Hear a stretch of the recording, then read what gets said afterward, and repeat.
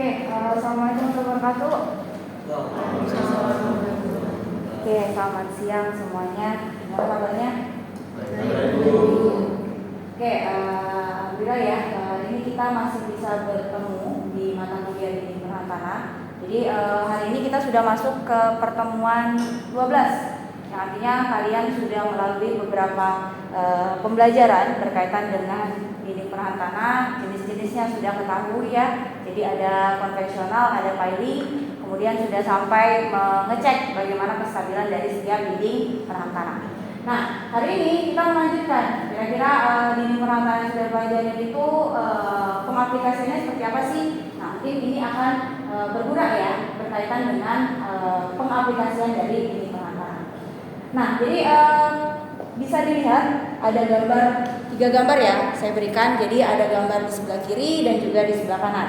Nah, sekarang kita fokus dulu dengan gambar di sebelah kiri. Ya, jadi dua gambar ini jelas teman-teman kenali dengan baik ya. Benar ya. Jadi kalau yang di atas ini pasti tempat yang sering atau ramai lah kalau misalnya weekend ataupun jam-jam makan siang ini pasti ramai.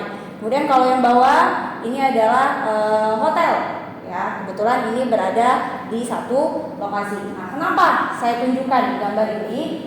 Nah, karena kalau kita ingat ada mall ataupun ada hotel, maka kita pasti paham bahwa fasilitas-fasilitas umum itu pasti membutuhkan atau digunakan banyak orang, benar nggak?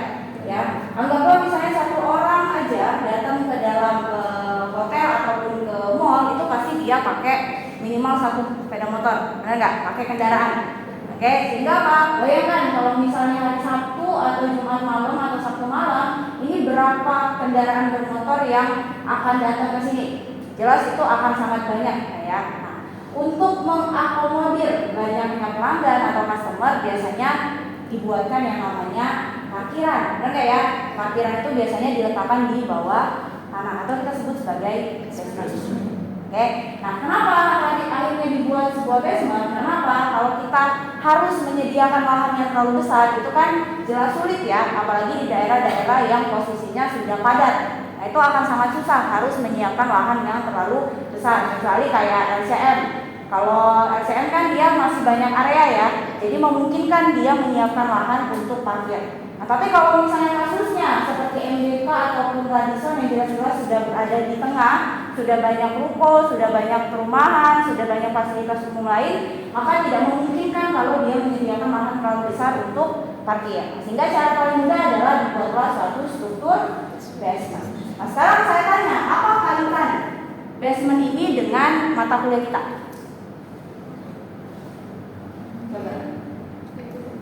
Metode galiannya, karena dia kan di bawah konstruksi gedung gitu, jadi perlu adanya galian untuk membangun suatu konstruksi basement. Oke, tepat ya. Jadi memang kalau misalnya kita bicara basement, kalian bisa lihat dari gambar ini. Basement ini cenderung disebut sebagai apa? Ruang bawah tanah. Ya, karena apa? Memang posisi dia adalah suatu struktur di bawah tanah. Ya, artinya idealnya kalau kita mau bangun sesuatu di bawah tanah ya pasti harus digali. Benar ya? Nah, tapi masalahnya adalah satu lantai basement aja itu bisa kamu anggap sebagai satu lantai bangunan ini sekitar 3-4 meter.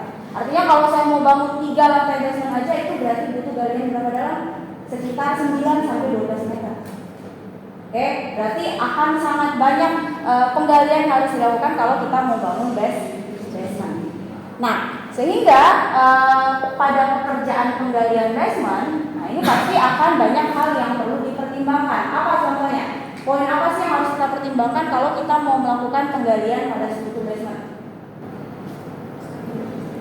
Stabilitas tanahnya. Oke, karena kamu menghilangkan suatu volume di dalam tanah, maka pasti kita harus perhatikan kestabilannya. Oke, terus apa lagi? Apa lagi? Oke, nah kemungkinan kita perlu tambahan dinding penahan tanah. Ya, karena seperti idealnya di PT yang kalian ketahui, dia digunakan untuk menambah tahanan terhadap tekanan tanah lateral. Oke ya.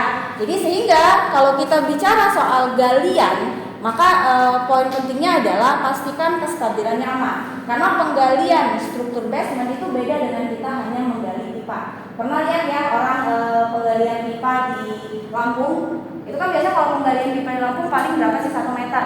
Nah kalau 1 meter, anggaplah misalnya galiannya lundu, ya badan kita aja tingginya 1,5 meter.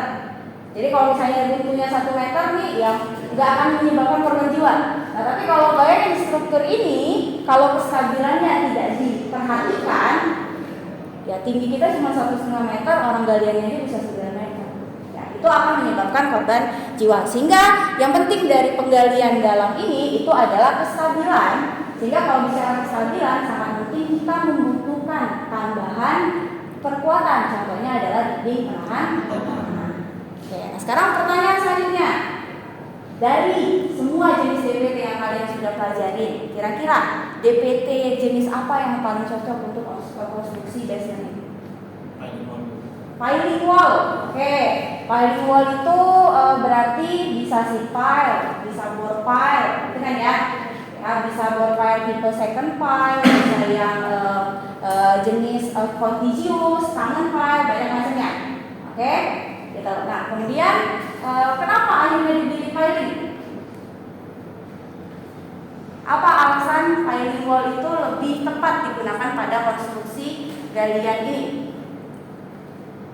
Untuk konstruksinya dia lebih mudah gitu, karena bisa dipancang kan kayak yang jenis sheet pile itu kan bisa dipancang langsung gitu. Oke, good ya. Jadi satu alasannya tadi karena dia secara metode dia dipancang dulu, ya, baru nanti bisa diproses penggalian. Oke, terus apa lagi? Tadi Kevin angkat tangan. Sama kayak mungkin kalau metode yang lain kan dia biasanya dipasang dulu dan lebih cocok untuk timuran daripada penggalian. Oke ya, tepat sekali ya. Jadi memang kalau kita menggunakan DPT konvensional, contohnya misalnya gravity wall, dia sistemnya adalah cor dulu, dimana sebenarnya piling wall juga dia dicor dulu. Cuman bedanya dia bisa dicor di bawah tanah. Ya, tapi kalau misalnya gravity wall itu kan benar-benar harus ada logistik, terus benar-benar harus dicetak karena ukurannya besar dan juga dia cenderung tidak lurus. Kalau piling wall kan dia biasanya ya lurus, langsing gitu kayaknya, sehingga bisa kita cuman bor terus kita cor. Nah, itu kan berbeda. Nah, sehingga memang yang paling tepat itu adalah piling wall. Terus ada alasan lain nggak selain yang 3 tadi? Efektif untuk kedalaman matanya cukup dalam. Benar ya. Jadi memang kalau pakai piling wall satu struktur dia langsing. Sehingga kalau misalnya galiannya ataupun yang mau dia tahan itu terlalu tebal, dia nggak akan terlalu butuh dimensi yang besar. Beda kalau gravity. Benar nggak? Kalau gravity 2 meter yang ditahan sama 5 meter jelas dimensinya jauh lebih besar yang pakai 5 meter. Benar ya? Ya, akhirnya kalau gravity itu karena dia mengandalkan berat, maka dimensinya akan sangat besar dan itu sudah tidak efisien. Ya, makanya memang alasan utama kenapa piling wall lebih cocok untuk struktur basement karena adalah satu tadi, dia secara pelaksanaan memang sesuai untuk konstruksi galian. Yang kedua, dia memang lebih efektif dipakai kalau kedalamannya sudah terlalu dalam. Ya, karena dia tinggal bisa diperkuat ya dia dimensinya tidak terlalu besar sehingga dia lebih efisien. Kemudian tadi yang ketiga, dia bisa dipancang dulu baru nanti digali. Oke, itu ya. Jadi kalau teman-teman sudah ketemu kasus seperti ini, maka sarankanlah penggunaan dinding penahan tanah tipe piling untuk pekerjaan penggaliannya. Oke. Nah, ini salah satu contoh ya. Jadi kalau kalian bisa lihat sebelah kiri sebelah kanan, ini semua adalah galian dalam. Ya, ini adalah bentuk struktur galian dalam. Nah, cuman memang bedanya adalah kalau yang kiri sama yang kanan, mungkin kalau kalian lihat perbedaannya kalau lebih dekat ya. Sebelah kiri ini dia adalah tipe bore pile wall. Jadi kalian bisa lihat ada seperti lengkungan ya. Nah, ini adalah bore pile wall. Sedangkan kalau yang kanan ini namanya adalah diaphragma wall. Ya, jadi bedanya adalah kalau diaphragma wall ini dia bisa langsung jadi dinding. Ya, jadi dia jadi DPT sama jadi dinding. Tapi kalau second ataupun continuous ataupun tangan wall seperti bore pile ini, dia biasanya hanya untuk menahan tanahnya saja. Gitu. Nah, cuma ada kesamaan dari kedua ini. Apa kesamaannya? Dia sama-sama diperkuat dengan tipe press stud. Ya, jadi dia pakai penyangga di sini. Ya, dia pakai penyangga. Ini kita sebut biasanya penyangga sikunya. Ya, ini penyangga sikunya. Jadi dia menyangga mana? dinding yang di sini dan dinding yang di sini supaya tidak bergerak ke dalam galian. Kan gitu. Oke, nah cuman ada perbedaannya, walaupun dia sama-sama pakai tipe brass cut, bedanya adalah apa? Mungkin kalau di bangunan sebelah kiri dia brass cutnya atau strapnya dipasang mungkin 1 meter dari permukaan tanah. Ya, tapi kalau yang di sini mungkin dia dipasang di 0,5 meter dari permukaan tanah. Artinya walaupun tipenya sama, dia akan desain pemasangannya pun akan berbeda. Sehingga kalau desain pemasangannya berbeda, tahapan konstruksinya juga akan berbeda. Ya, itu uniknya sipil ya. Jadi sipil itu bisa jadi satu proyek dengan proyek lain itu bisa berbeda. Ada keunikan tertentu. Walaupun sekedar beda dimensi, sekedar beda kedalaman, ya itu ada perbedaan di mana akan bergantung dari seberapa tinggi dinding yang kita tahan atau seberapa kuat tanah yang mendorongnya. Kayak gitu. Oke? Itu ya. Kemudian ini juga sama. Nah, cuman bedanya kalau yang sebelah kiri kalian lihat, ini dia juga melakukan penggalian, tapi bedanya dia tidak menggunakan perkuatan. Ya, kira-kira ada yang tahu nggak kondisi kenapa sebelah kiri ini dia tidak perlu pakai perkuatan? Kenapa yang sebelah kanan ini dia harus pakai DPT, sedangkan yang sebelah kiri bisa kok digali tanpa ada DPT? Mungkin yang di sebelah kiri itu karena dia nggak ada bangunan di sekitarnya dan lahannya cukup luas sehingga dia cuma dibuat kemiringan aja udah cukup gitu. Oke, ya tepat sekali. Ya, jadi alasannya adalah kalau kalian lihat sebelah sini ini lahannya masih luas. Ya, slope ini kan membutuhkan area yang besar ya. Karena kalau kita mau beri kemiringan seperti ini, artinya harus ada tambahan selebar ini nih. Ya, yang kita perlukan supaya lerengnya bisa miring, kan gitu. Ya, tapi kalau misalnya seperti yang sebelah kanan, kalau kalian lihat di sini seperti sudah ada bangunan ya, sehingga nggak mungkin ketinggian 5 meter itu kemiringannya bisa-bisa misalnya kalau 1:2 aja kamu butuh offsetnya 10 meter. Nah, ini memungkinkan nggak dibuat di sini? Nah, itu sulit sepertinya. Nah, makanya metode ini memang sering digunakan kalau misalnya areanya cukup luas. Kalau area terbatas, maka pasti yang kita gunakan adalah dinding penahan. Oke, itu ya itu pembuka untuk materi hari ini. Jadi basement tadi adalah salah satu contoh konstruksi galian dalam. Ya, kenapa dia dikatakan galian dalam? Karena dia kedalamannya bisa lebih dari 6 meter. Ya, jadi dia dianggap sebagai galian dalam. Nah, yang penting dari suatu galian dalam itu adalah metode konstruksinya. Karena seperti yang kita sudah pahami adalah bahwa timbunan dengan galian itu beda. Kalau timbunan kritisnya itu adalah saat dia pertama ditimbun. Artinya kalau misalnya awal kamu nimbun dia nggak runtuh berarti aman. Itu ya, itu kalau timbunan. Tapi kalau galian, kamu gali hari ini aman, besok bisa jadi dia runtuh. Atau kamu gali hari ini, 2 bulan selanjutnya dia bisa runtuh. Artinya semakin lama galian itu ada, maka dia semakin turun safety faktornya. Sehingga apa? Metode penggalian itu penting. Makanya kalau orang menggali itu nggak boleh lama-lama. Karena apa? Karena menghindari terjadinya pergerakan ataupun bahkan keruntuhan. Ya, sehingga apa? Tahapan konstruksinya itu penting. Nah, sehingga yang perlu dipertimbangkan dari suatu konstruksi galian dalam adalah metodenya. Di mana metode yang tepat itu belum tentu bisa digunakan pada struktur A. Metode B belum tentu bisa digunakan pada struktur B. Karena apa? Dia akan dipengaruhi oleh kondisi geologi, kondisi lingkungan, kondisi konstruksi, biaya dan juga alatnya. Ya, artinya apa? Pertimbangannya banyak. Ya, makanya bisa jadi kalau kalian lihat kok orang bangun A padahal cuma 5 meter kok mesti pakai sipil sih? Sedangkan ada yang orang gali 5 meter nggak perlu pakai DPT apapun. Misalnya gitu ya. Ya, karena memang ada pertimbangan-pertimbangan lain ya dari penggunaan metode konstruksinya.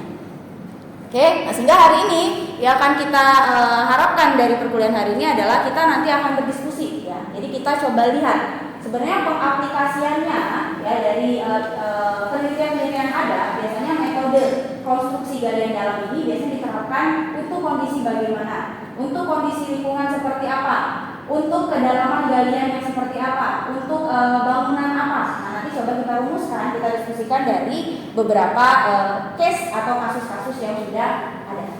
Oke ya.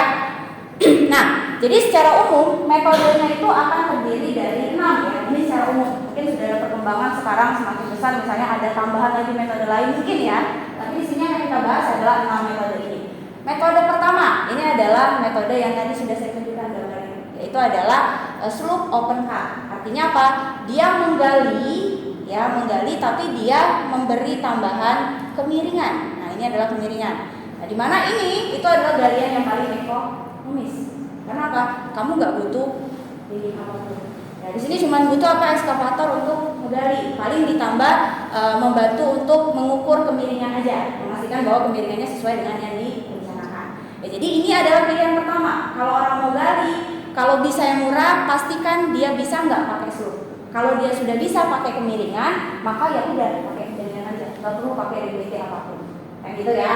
Nah, ini adalah slope open cut. Kemudian kalau yang kedua, ini dia juga open cut, jadi dia juga digali secara terbuka, baru nanti strukturnya dipasang setelah semua sudah digali.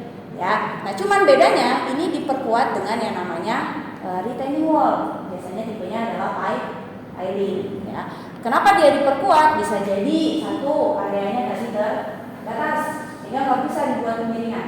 Atau bisa jadi yang kedua adalah memang tekanannya terlalu besar, sehingga kalau dipakein slope dia butuh kemiringan yang sangat landai. Ya, misalnya kalau 1:2 mungkin kalau ketebalannya cuma 6 meter mungkin masih oke ya. Tapi kalau misalnya ketinggiannya sudah sampai 10 meter, pakai slope 1:2 itu kamu butuh 20 meter loh nambah ke horizontalnya. Itu kan terlalu banyak areanya. Sehingga penggunaan piling wall ini bisa meminimalisir kebutuhan area. Nah, ini yang kedua. Kemudian kalau yang ketiga, ini kalau misalnya tadi sheet pile saja atau piling wall saja tidak cukup. Ya, artinya apa? Tekanan lateral di sini itu sudah sangat besar sehingga kekakuan dari si sheet pile-nya atau sheet pile-nya itu sudah tidak bisa menahan. Ya, artinya kita butuh tambahan perkuatan. Nah, ini adalah tipe brace excavation. Artinya kita kasih penyangga di dalam. Ya, jadi kita kasih penyangga di sini supaya apa? Ketika dindingnya bergerak ke sini dia nggak bisa. Ya, sehingga kita kasih penyangga di sini supaya dia tidak bergerak ke dalam galian. Ya, nah, ini biasanya digunakan brace ini kalau misalnya tadi areanya kecil. Ya, karena dia nggak bisa lagi ngasih perkuatan di belakang. Dia cuma bisa kasih perkuatan di dalam galian. Nah, biasanya pemasangannya bisa jadi cuma 1 lapis, bisa jadi butuh 2 lapis, bisa jadi butuh 3 lapis, tergantung apa? Tergantung besarnya tekanan tanah lateral. Ya, makin besar tekanan tanah lateral, maka makin banyak kebutuhan serat kamu. Ya, bahkan pernah ada kasus ya penggalian 10 meter itu butuh 5 serat. Bayangin, artinya per 2 meter itu ada serat. Sulit nggak pekerjaannya? Itu sulit. Jadi serat itu walaupun dipasang dia berjarak, tapi itu akan mengurangi kemudahan dari si ekskavator untuk bergerak. Dan jadi sebenarnya ini selain memang kita perlu pikirkan supaya dinding kamu aman, perlu dipikirkan juga kira-kira serat saya kerapetan nggak sih? Sampai akhirnya ekskavator tuh nggak bisa menggali, alat tuh nggak bisa bergerak. Nah, itu perlu diperhatikan. Ya, jadi kalau itu tadi berkaitan dengan metode pelaksanaannya. Oke, jadi kalau brace cut biasanya di sini sheet pile dia kasih beam panjang untuk ikat. Ya, jadi kayak di sini. Ini ke sana menerus itu ada beam panjang supaya nanti si stratnya dia diikatnya di sini. Jadi diikatnya bukan di sheet pile. Yang diikat di sheet pile itu adalah si wall beamnya ini. Ya, jadi dia secara memanjang dipasang ke sheet pile-nya. Oke, ini adalah brace. Kemudian yang keempat itu adalah angkur. Nah, bedanya brace apa? Kalau brace dia nahannya dari dalam, ya. Tapi kalau angkur dia narik dari belakang. Ya, jadi kalau ini tiang, supaya tiang ini nggak jalan ke sini dia tarik. Dan ini kita tarik tambang ya. Ya, supaya talinya nggak bergeser ke sana kita tarik ke sini. Nah, ini mirip. Jadi angkur ini dia tipenya adalah kita kasih tarikan di sini. Jadi ke belakang. Jadi supaya ketika dindingnya coba ke sini kita tarik ke sini. Jadi dia tidak punya kemampuan untuk bergerak ke sini. Jadi kalau sistem seperti ini artinya kamu memberi fasi tapi dari angkurnya. Oke? Ya, jadi kita mencoba membuat agar dinding ini bergeraknya ke belakang bukan ke dalam galian. Oke? Ini yang angkur. Kemudian ini adalah island excavation method. Jadi kalau island excavation method dia tipenya adalah dia pakai DPT, tapi sebenarnya hanya tahapan penggaliannya yang berbeda. Bedanya apa? Dia di sini pakai yang namanya counterweight. Counterweight itu apa istilahnya ya? Jadi semacam kita kasih tahanan supaya dinding itu tidak bergerak. Ini counterweight. Jadi dia seolah-olah membuat seperti ini. Sebenarnya saya tuh sudah gali 5 meter. Semuanya sudah saya gali. Tapi supaya dinding saya tidak bergerak terlalu besar, karena penggalian 5 meter, seolah-olah dia kasih sisa tanah untuk menahan. Ya, jadi tanahnya ini seolah-olah menahan supaya nggak benar-benar bergerak tuh 5 meternya. Makanya di sini yang dia gali adalah yang di dalam. Nah, kemudian sebelum ini dia gali, maka yang di dalam ini dia bangun dulu. Sehingga nanti kita bisa kasih penyangga antara dinding dengan bangunan. Ya, jadi seperti memberi perkuatan, tapi perkuatannya dari bangunan yang sudah dibangun. Nah, ini adalah metode island excavation. Kemudian yang ke-6 ya, ini adalah top down construction. Ya, jadi kalau tadi kita sebut sebagai bottom up. Bottom up kenapa? Karena kamu gali dulu, baru kamu bangun dari bawah ke atas. Gitu kan ya? Cuman kalau yang ini adalah top down. Kalau top down itu ada sistemnya dari atas sambil digali sambil dibangun. Nah, itu adalah biasanya pekerjaan basement dilakukan. Nah, contohnya ini. Jadi pertama kita pasang retaining wall, kita sudah pancang fondasi, kita kasih beam, kolom. Ya, kolomnya sudah kita pasang sampai atas. Kemudian nanti dari lantai sini permukaan ke lantai sini itu digali. Tapi setelah digali sambil dia bangun platnya. Ya. Jadi si kolom ini anggapannya penyangganya sudah. Jadi kamu kolomnya sudah jadi sehingga nanti pas dia sudah digali langsung jadi itu lantai itu. Baru nanti dia lanjut ke galian yang kedua, langsung bangun lantainya, lanjut ke galian terakhir. Ini adalah top down. Ini yang paling sering digunakan pada pekerjaan basement. Karena apa? Karena dia menghemat waktu. Jadi kamu sambil gali sambil bangun. Jadi secara waktu ini lebih efisien dibanding kamu pakai metode yang tadi bottom up. Jadi gali dulu baru pasang. Nah itu lebih lama, ya. Jadi ini lebih menguntungkan secara waktu. Oke. Kemudian yang terakhir itu adalah zone excavation. Jadi kalau zone excavation ini dia menggali itu dari beberapa section. Contoh, saya punya 10x10 area galian. Saya ambil dulu sisi ini, saya gali. Selesai ini gali, saya kasih perkuatan, baru saya gali sebelahnya. Tujuannya apa? Tujuannya supaya kalau misalnya kamu gali secara menyeluruh, maka bisa jadi dindingnya di sini itu mengalami pergeseran. Ya, jadi supaya ngatasi dia tidak bergeser, ya udah saya gali dulu satu sisi, saya kasih perkuatan, baru saya gali yang sana supaya dinding ini nggak bergerak dulu. Ya, dinding sini boleh bergerak. Nah, tapi nanti pas sudah digali, saya pasang lagi supaya tidak terjadi pergerakan lagi. Jadi metodenya itu adalah meminimalisir dia supaya tidak ada pergerakan. Oke, kemudian yang selanjutnya adalah jenis-jenis lingkungan tanah. Kalau piling wall itu kita bisa pakai solder pile, sheet pile, column pile ataupun diafragma wall. Oke, jadi kalau solder pile sistemnya seperti ini, pasti kalian sering lihat. Jadi dia punya beam, terus nanti seolah-olah dipasang kayak semacam papan balok beton gitu ya. Jadi dipasang, tapi beamnya itu dipasangnya per jarak berapa meter gitu yang ini. Ininya di jarak berapa meter. Oke, kemudian ini sheet pile. Ya, sheet pile ini bisa ada yang baja, bisa ada yang konkret. Biasanya kalau baja untuk penggalian temporary atau yang tidak permanen. Misalnya orang mau bangun pipe, dia mau gali, biasanya dia pasti pasangnya adalah si sheet pile baja, karena dia bisa dicabut. Tapi kalau dia konkret, biasanya untuk yang permanen. Oke, kemudian ini yang column pile. Jadi ada tipe yang second, ada tangan, ada contiguous, ada second wall. Jadi bedanya ini adalah kalau contiguous biasanya dia punya jarak. Ya, tapi jangan khawatir, kalau jarak seperti ini biasanya ditutupi dia pakai substrate. Ya, jadi dia disemprot grouting gitu ya supaya apa? Tanah di sekitar ini tidak akan runtuh. Tapi kalau yang second ini dia celahnya diisi dengan kolom beton tapi tidak ada ruangan. Jadi tidak ada kekuatan khusus. Ya, sedangkan kalau tangan juga mirip tapi tangan ini dia dibuat rapat. Kalau ini kan dia dibuat overlap ya. Jadi pasang dulu yang ini, baru nanti pasang yang ini. Gitu. Oke? Ya, yang terakhir itu adalah diafragma wall. Jadi diafragma wall dia seperti ini. Ya, jadi bisa langsung jadi dinding. Biasanya sistemnya adalah mirip seperti kita membuat profile. Ya, jadi digali dulu, dibor dulu, terus masukin tulangan, baru nanti dicor. Ya, jadi mirip seperti itu. Oke. Nah, ada yang menguap nih, ya. Oke ya, jadi mungkin karena sudah ada yang menguap, ya supaya otaknya bisa dipergunakan dengan lebih optimal, kita diskusi ya. Ya, jadi saya minta 3 kelompok, jadi 3 kelompok, ini kelompok pertama, 1, 2, 3, kelompok kedua, 1, 2, 3, kelompok ketiga.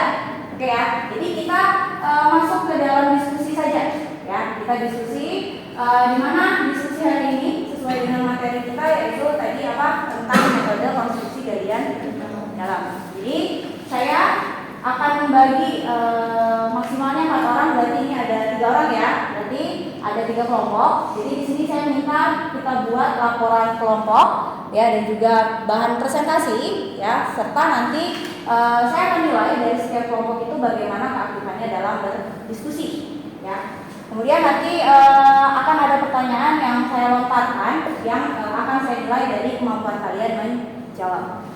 Oke, untuk itu apa tugasnya? Silakan cari artikel ilmiah. Ya, jadi silakan cari satu saja artikel ilmiah. Bebas mau pakai bahasa Inggris, mau bahasa Indonesia itu silakan. Ya, tapi saya minta artikel ilmiahnya itu berkaitan dengan metode konstruksi galian dalam. Tadi kan banyak yang metodenya ya. Bebas kalian mau dapat yang metode yang mana. Saya harap setiap kelompok itu tidak menggunakan artikel yang sama. Apa yang perlu kalian lakukan? Nah, ini untuk laporannya sendiri sudah ada ketentuannya ya. Jadi saya maunya ada cover, pendahuluan, pembahasan, kesimpulan sampai dengan daftar pustaka. Di mana nanti pendahuluan ini berkaitan dengan latar belakang dan juga rumusan masalah serta tujuan dari laporan yang kalian buat. Kemudian untuk pembahasan, nah pembahasan ini nanti tujuannya adalah kalian menjawab semua pokok pertanyaan yang sudah saya tentukan. Ya, jadi harapannya dari diskusi yang kalian lakukan, kalian bisa menjawab pembahasan yang sudah saya tentukan permasalahannya apa. Apa pembahasannya? Pembahasannya adalah 1. Dari artikel yang sudah kalian dapat, maka deskripsikan bagaimana kondisi geoteknik di lokasi itu. Ya, jadi tanahnya tanah apa, muka tanahnya di mana, kontur tanahnya di mana, ya. Nah itu dideskripsikan. Jadi silakan deskripsikan dari artikel yang kalian miliki. Kemudian yang kedua adalah simpulkan, ya, kenapa akhirnya metode tersebut dipilih. Ya, apa alasan khususnya? Kenapa harus metode itu? Kenapa nggak pakai metode lain? Ya kalian harus bisa menyimpulkan alasan dari semua metode tersebut. Oke, baik dari aspek lingkungannya, dari konstruksinya, ataupun biaya dan juga alatnya. Ya, itu. Kemudian yang ketiga adalah dari metode galian tersebut, maka deskripsikanlah kira-kira apa keuntungan, apa kelebihan dari metode tersebut dibandingkan dengan metode lain. Ya, misalnya kenapa dia pakai tipe angkur, kenapa nggak pakai breast-cut aja, kan gitu ya. Nah, apa kelebihannya? Kemudian jika dibandingkan dengan metode lain, apa kekurangannya? Ya, apakah misalnya kekurangannya adalah menimbulkan kebisingan? Nah, bisa kan ya, itu kan kekurangan ya. Nah, biasanya kalau digunakan pada lokasi-lokasi yang cenderung padat penduduk, maka itu tidak cocok. Oke? Nah, jadi tugas kalian adalah silakan jawab atau bahaslah 3 komponen ini ya, 3 pokok pembahasan ini di dalam kelompok kecil kalian berkaitan dengan artikel yang sudah kalian dapatkan. Oke? Sampai sini ada pertanyaan berkaitan dengan tugas ini? Untuk jurnal sendiri ada ketentuan nggak untuk ini atau ada ketentuan? Oke, untuk jurnal atau artikel ilmiahnya tidak ada ketentuan khusus, cuman yang saya harapkan adalah artikelnya harus artikel ilmiah. Ya, nggak boleh kalian mengambil dari misalnya blog, ya jangan. Jadi carilah artikel ilmiah yang memang sudah diterbitkan dan tidak ada aturan khusus apakah artikel ilmiahnya misalnya harus struktur basement, nggak ada. Jadi boleh kalau misalnya kalian dapat metode konstruksi galian dalam tapi strukturnya bukan basement, itu boleh. Ya, jadi silakan aja, asal itu adalah artikel ilmiah.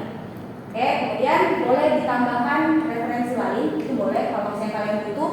Saya tadi berkaitan dengan tahapan konstruksi nih. Tahapan konstruksinya misalnya nggak ada di artikel tersebut. Kalian butuh tambahan referensi, itu diperbolehkan.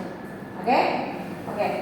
Oke ya, saya rasa kita mulai diskusinya. Mungkin boleh setiap kelompok untuk berdiskusi. Ya, saya beri waktu 5 menit pertama. Silakan kalian tentukan dulu. Ya, tentukan dulu artikelnya apa yang kalian gunakan.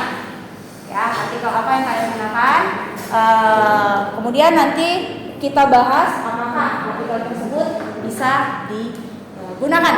Oke, saya beri waktu 5 menit. Silakan.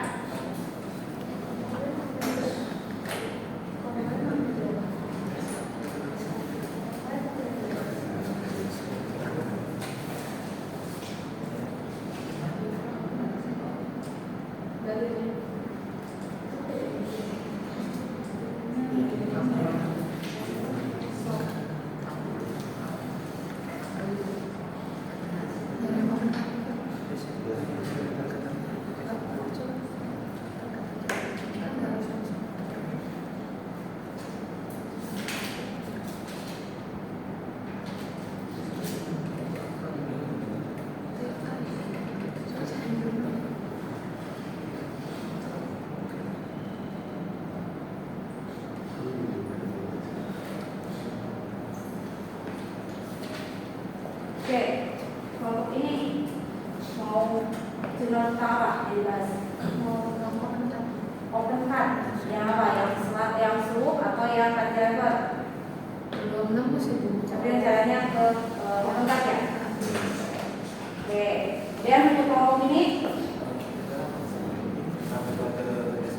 reskan sudah dapat?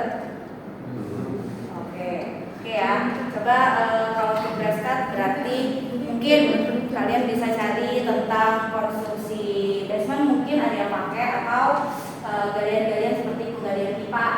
Nah, itu biasanya mungkin butuh pakai reskan.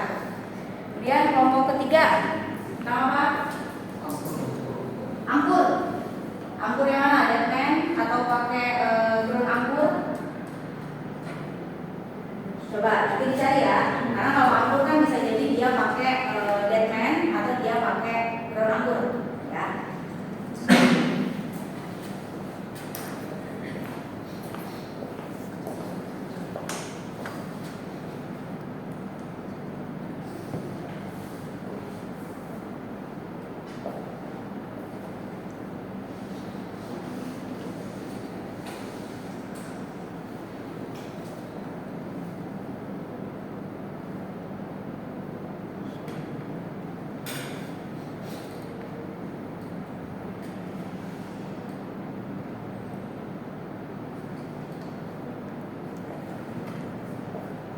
Dapat?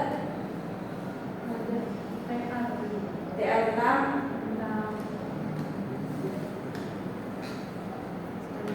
mengontrol biaya pelaksanaan pembangunan terdapat pada pembangunan dan inovasi pembangunan daya Makassar Sulawesi Selatan. underpass. Oke, bisa. Underpass. Oke, boleh. Gimana? Kondisi tanahnya seperti apa? Kalau yang kamu bahas. Kondisi tanahnya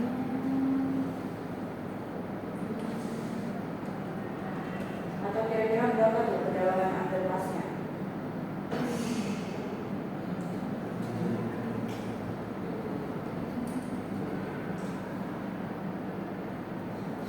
Jadi kalau underpass itu dia hanya untuk satu mobil ya, atau mentok-mentok tuh truk.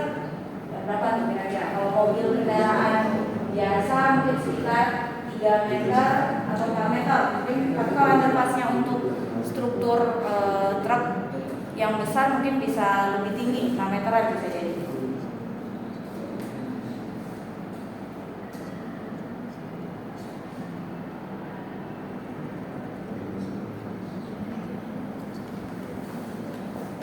dapat? Apa tuh? Basement. Oke. Berapa kedalaman galiannya?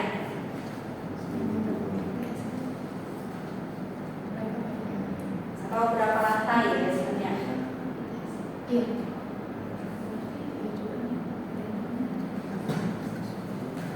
Ya, dia mirip dengan gambar yang tadi ya, sekitar 3 lantaian mungkin. Nah, itu coba dicek. Yang ini kelompok 3.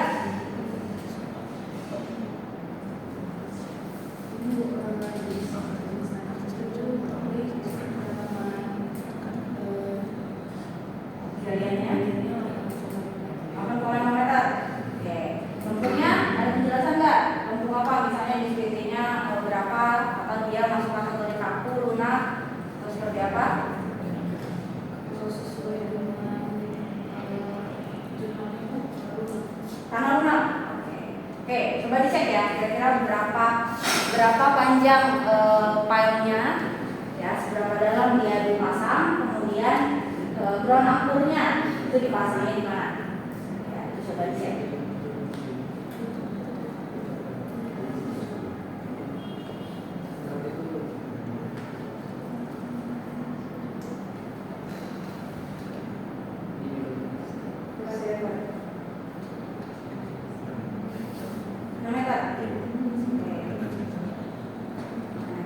Oke. Open card-nya slope atau pakai web driver? Pakai apa dia? File atau pakai word file? Pakai word file ya? Oke. Panjangnya berapa?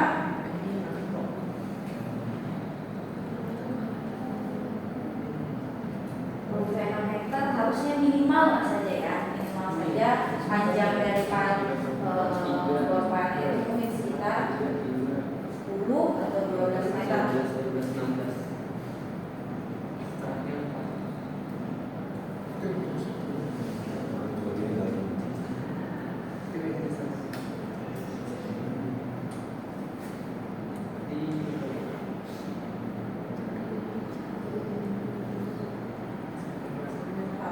Cari dulu materialnya. Oke. Coba di sana.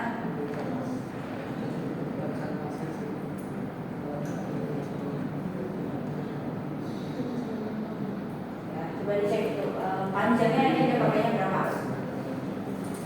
Oke, ini mana? Galiannya 16 meter. 16 meter. Galiannya aja. Oke, terus panjang sini apa? 12 meter. Panjang 12 meter, lapis. Panjang ininya, DPD-nya?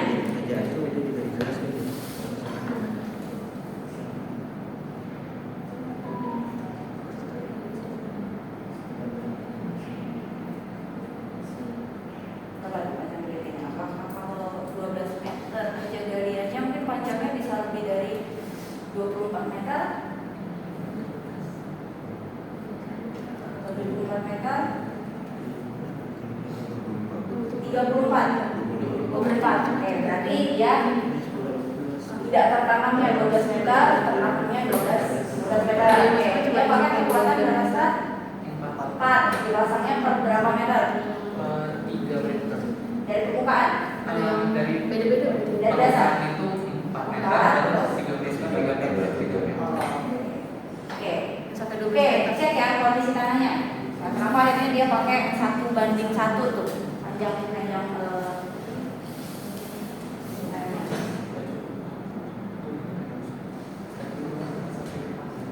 Dapat? Mau ini? Ini ada di Mana? ada yang 3 sampai 4 meter. 3 sampai 4 meter panjangnya. Beda-beda dia.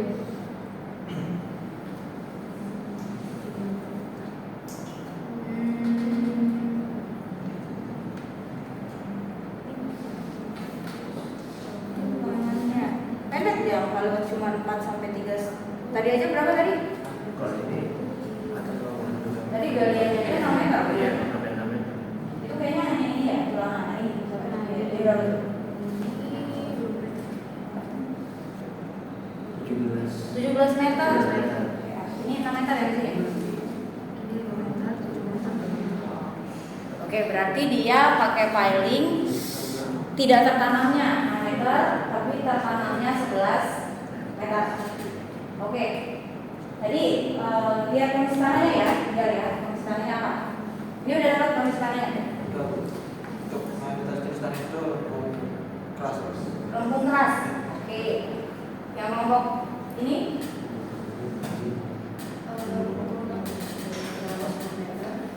Terus untuk pemasangan dari angkurnya itu 2 level.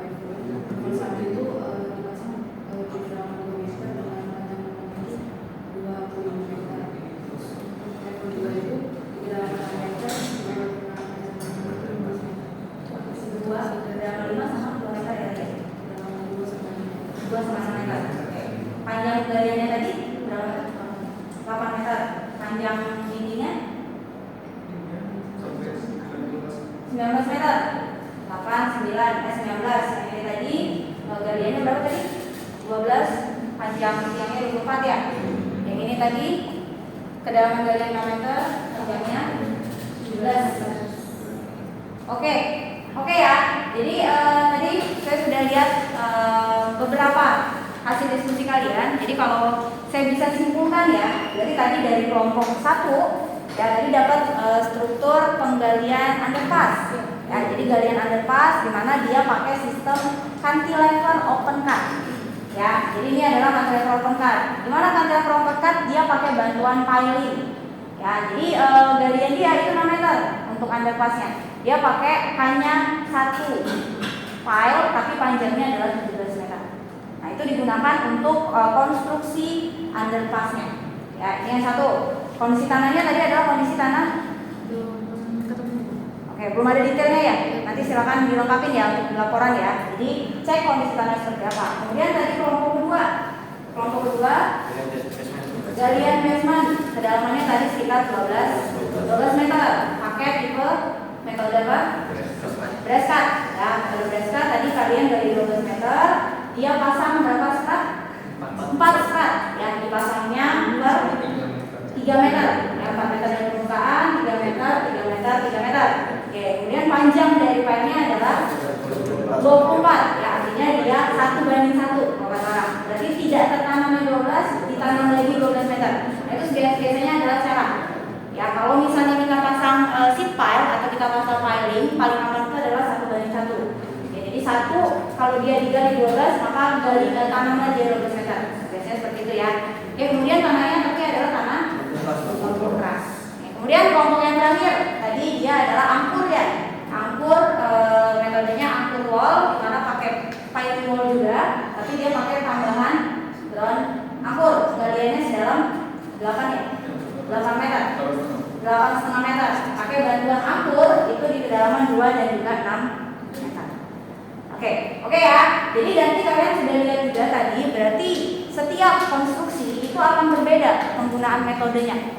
Ya, mungkin sebenarnya kondisi tanahnya juga mempengaruhi, tapi tadi kita baru sempat mengecek dari jenis metode sama kedalaman galiannya. Oke, jadi kalau misalnya bisa saya simpulkan, artinya apa? Artinya penggunaan metode konstruksi galian itu akan mempengaruhi atau dipengaruhi oleh beberapa kriteria. Contohnya tadi 1, kedalamannya. Mungkin dari kelompok 1 kedalaman cuma 6 meter, dia tidak perlu apa? Perkuatan. Yang cukup menggunakan 1 piling aja tapi dipasang lebih dalam. Ya tadi kan 6 sama 17. Berarti ada 11 meter yang tertanam. Ya, beda dengan yang punya kalian. Yang punya kalian mungkin sekitar 2 kalinya saja. Ya, atau ini 12 meter sama-sama 12 meter karena ada tambahan stratnya. Ya, jadi di sini memberi tahanan. Tapi kalau di kasus ini karena tidak ada perkuatan, maka konsekuensinya adalah fasifnya itu ditambah. Ya, jadi makanya ditanamnya lebih dalam. Nah, untuk kasus yang kelompok 2 dan kelompok 3 dia menggunakan kekuatan angkur dan juga strati. Ya, sehingga jadi pemilihan metode konstruksi galian dalam itu akan sangat dipengaruhi oleh kedalaman galian, kondisi lingkungan, itu kan ya. Kemudian pasti juga dari sisi biaya, mana yang lebih murah. Ya, Biasanya kalau di lapangan ketemu misalnya kasus-kasus yang tidak direncanakan dalam kontrak, misalnya tahu dia harus pasang pipa, pipanya ternyata 10 meter. Tapi ternyata pas dia cek tanahnya, ternyata tanahnya lunak. Kan kalau tanah lunak itu biasanya apa? Tekanan tanah latarnya lebih besar. Karena apa? Koefisien aktifnya itu akan dipengaruhi oleh sudut geser. Ya, kalau tanah lunak sudut gesernya pasti sama dengan 0. Kalau tanah pasir kan sudut gesernya bisa lebih dari 30. Dan sehingga apa? Pasti koefisiennya akan lebih apa? Lebih kecil. Ya, sehingga kalau dia lebih kecil maka tekanan tanah lateralnya akan lebih kecil. Makanya bisa jadi 10 meter dari yang di sini sama 10 meter dari yang di sana mungkin butuh DPT-nya beda. Karena apa? Mungkin yang di sana tekanan tanah lateralnya lebih kecil misalnya atau lebih besar. Yang di sini lebih kecil misalnya gitu. Sehingga apa? Penggunaannya akan berbeda. Nah, itu dari sisi desainnya. Kemudian dari sisi metode, mungkin nggak semua tempat itu bisa pakai angkur tadi. Karena apa? Kalau angkur itu kamu harus sediakan lahan di sebelah belakangnya, sama seperti buat slope. Ya, jadi nggak mungkin ini udah ada bangunan, kamu mau buat basement di sini, nggak mungkin dong kita narik dari belakang itu. Bisa jadi itu udah ada fondasi orang, itu nggak mungkin. Walaupun sebenarnya kalau angkur, ground angkur itu kan sebenarnya pekerjaannya dari dalam galian kita. Ya, jadi kita tinggal dibor, terus nanti pasang tulangan, strandnya, nanti baru dicor atau dikasih grouting. Nah, tapi kan nggak mungkin, jangan-jangan nanti kita ngebornya malah ngebor fondasi dia. Apalagi kalau fondasinya dangkal, itu resikonya besar tuh ya. Nah, makanya tidak mungkin kalau kita pakai ground angkur itu untuk kondisi yang padat penduduk. Maka pasti tadi bereskat yang akan lebih dipilih, ya lebih sesuai. Gitu. Kemudian apa lagi? Mungkin dari sisi lokasi juga ya. Kalau ada lokasi yang misalnya dia masih area kosong, ya jelas roofing mungkin masih bisa digunakan. Ya. Jadi jangan khawatir kalau misalnya roofing itu membutuhkan area yang luas, tapi selama memang area kita ada, jelas roofing pasti lebih dipilih. Ya, karena itu pasti lebih murah. Walaupun konsekuensinya adalah apa? Volume galiannya besar. Benar ya? Karena kamu akhirnya menambah offset galian itu menambah lebih besar dibandingkan dengan kalau kita pakai DPT. Gitu. Oke? Gitu ya. Jadi untuk perkuliahan hari ini ya teman-teman saya rasa sudah bisa menentukan ya kira-kira faktor-faktor apa yang bisa digunakan untuk memilih metode mana yang tepat. Sehingga apa? Nanti ketika kalian dihadapkan dengan kondisi, lihat dulu tanahnya seperti apa, strukturnya seperti apa, kedalamannya bagaimana, lokasinya seperti apa. Sebelum akhirnya kalian tentukan metode A atau metode B atau metode C yang sesuai untuk konstruksi galian kalian. Oke? Ya, jadi apa yang tadi kita sudah pelajari terkait dengan metode konstruksi galian dalam ini, semoga nanti kalian setelah ini bisa mengaplikasikannya. Ya, jadi kalian bisa mengaplikasikannya di lapangan ya kalau kalian bertemu kasus seperti ini. Walaupun sebenarnya tetap butuh justifikasi teknis, maksudnya harus ada analisis. Kita nggak bisa bilang roofing itu aman, tapi sebelum dianalisis. Tapi secara kasarnya kalian sudah tahu kira-kira metode apa yang tepat untuk konstruksi galian dalam di lokasi kalian. Oke? Ya, jadi saya rasa untuk perkuliahan hari ini saya rasa kita cukupkan ya. Jadi silakan nanti teman-teman selesaikan laporannya. Jadi pertanyaan-pertanyaan tadi, pokok pembahasan tadi silakan di cover di dalam laporan kalian dan saya tunggu hasilnya sebelum pertemuan minggu depan. Oke, saya rasa cukup ya untuk perkuliahan hari ini. Terima kasih atas waktunya, terima kasih atas kehadirannya. Semoga yang sudah saya sampaikan bisa dipahami, diskusi yang sudah kalian lakukan bisa bermanfaat.